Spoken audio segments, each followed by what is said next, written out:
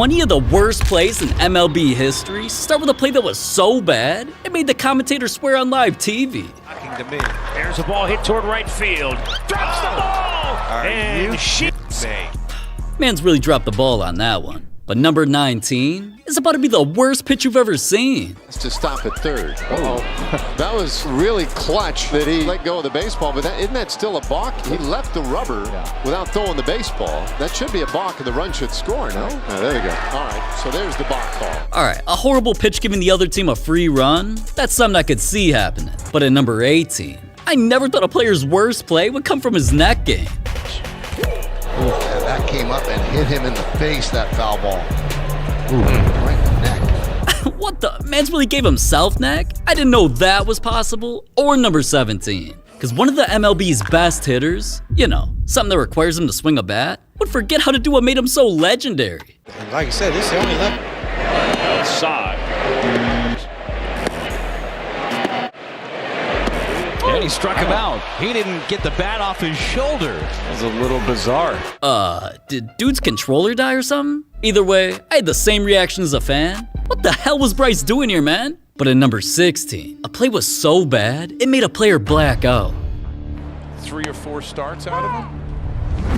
On the throwback, ooh, Caratini hits Marwin Gonzalez. And also, it wasn't like he was hanging over the plate. He's in the batter's box. It's weird. And he's not staying in. Something so unusual like that, the guy could get a concussion out of that. Bro, this is the MLB, not COD. Can't just be giving your opponents headshots. And the worst part about the play was that it caused him to be so dizzy, he left the game and eventually blacked out.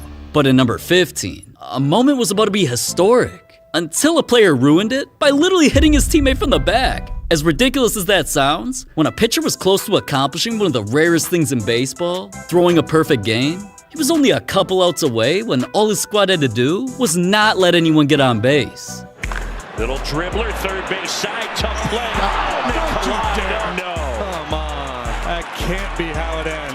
Wow. Gotta be a hit. And that is just so unfortunate. Both guys want the ball, want to make the play so badly. Drew Smiley, that's all he could do. Yeah. The catcher was so bricked up to make the play, he literally tackled his own teammate and ruined everything. That had to be one of the dumbest moments of all time. But number 14 is the complete opposite, cause the smartest play of someone's career actually turned into another man's worst. Ellsbury drills this one to right. Bautista's on the run and makes the catch. Frazier was halfway between second and third, and Bautista's made 2 fine defensive plays here this inning. Frazier saying, why are they calling me out at second base? Let's see what happened. He's off. The hidden ball trick. The hidden ball trick. He lifts up his foot, shuffles his feet, and lost contact, and Goins had the ball on Frazier. I mean, come on, man. That's what dude gets for not paying attention. Now, players got out on magic tricks like that before. But at number 13, a play was so bad, it only happened this one time in MLB history. You can watch millions of baseball games and never see that in your life. 0-2. Pretty well hit. Ward going back. It's off the wall. Armando Alvarez scores. McCann is being waved home. And a 2 RBI double from Max Schumann. Oh, no. Mark Conte talking to Jim Wolf right now, and this could very well be a matter of the runner crossing home plate. So what I believe happened is McCann missed home plate, and Daz Cameron, the on-deck hitter, grabbed McCann and pushed him back toward home plate.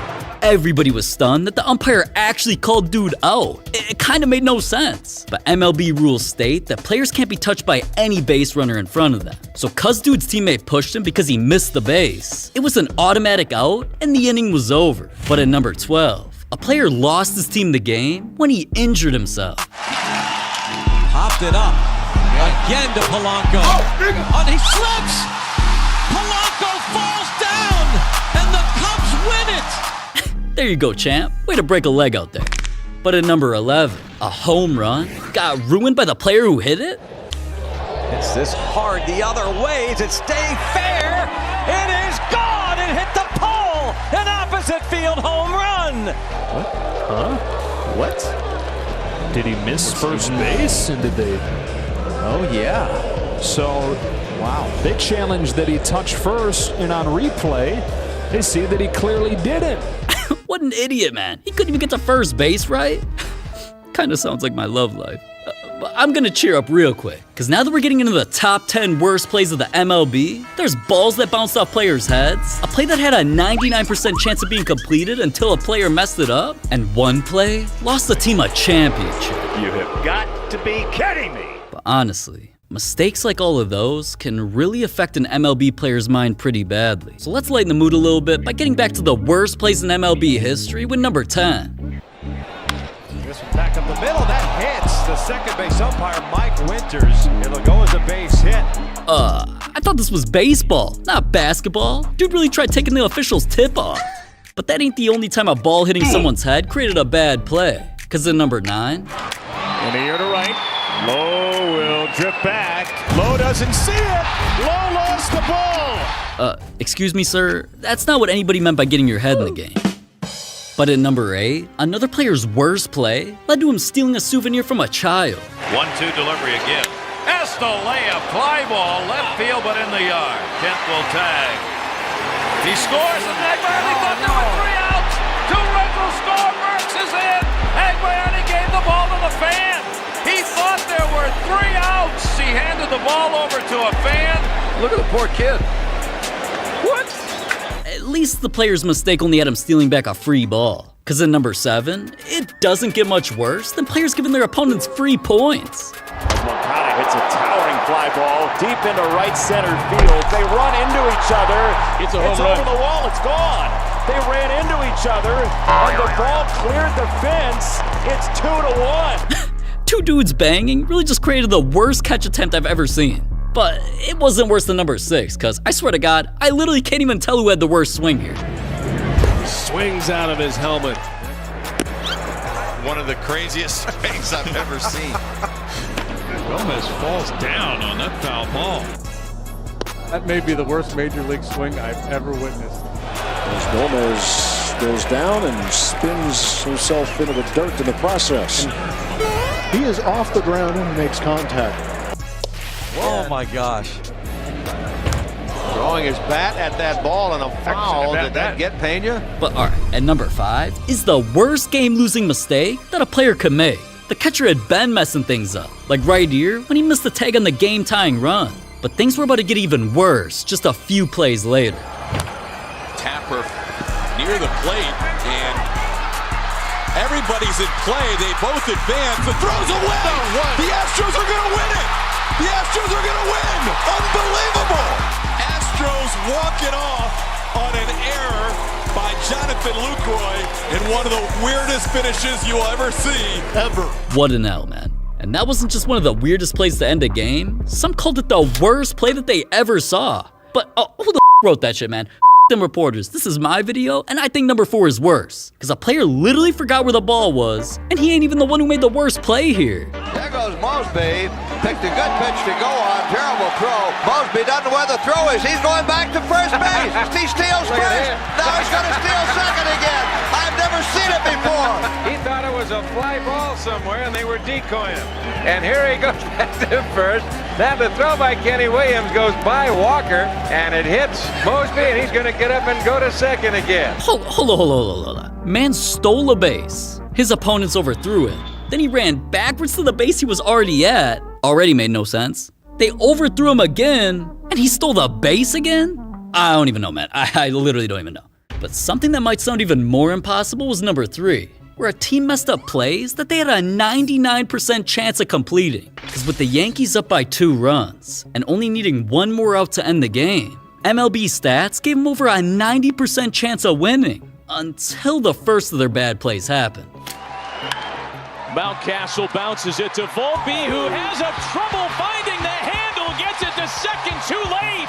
A run scores, everybody's safe, and it's a 1-run game in the 9th. Now with Man's fumbling the ball, pulling off a win instantly got harder. No sketch. And that's when something even worse was about to happen. No more breathing room for Clay Holmes. Mullins to left. Verdugo started in, and the Orioles are going to win it. Oh, my! Welcome to Club Said. And what should have been the easiest catch of that white boy's life, even though it was revealed that he had a 99% chance to catch it and win, Mans fell flat on his face to lose the game. Embarrassing. But in number 2, the worst play of someone else's career was so embarrassing, he literally left the country. All dude had to do was step on first base, and the inning was over. Instead, his mistake got him clowned so hard by everyone, he decided to fly to Korea and start his career over. But the worst play in MLB history lost the team a championship. It was Game 6 of the World Series, and with the Red Sox up 3-2, winning this game meant they would become champions. But with the game on the line and things tied in extra innings, little roller up along first, behind the bag, it gets through Buckner. Here comes Knight, and the Mets win it. dude missed an easy ground ball to lose the game. Now, that mistake might have just tied the series, but making a mistake that bad was impossible to overcome. The momentum was completely shifted, and it was pretty obvious the Red Sox were never over it, because in the very next game, they got smoked and lost a championship they should have won. Now that's wild. But not as wild as Spider-Man invading MLB games. There's players who stole their teammate's car, then drove it on the field. There's even a player who whipped out his during a game on live TV. It's all linear, so how are you still here? Just click it.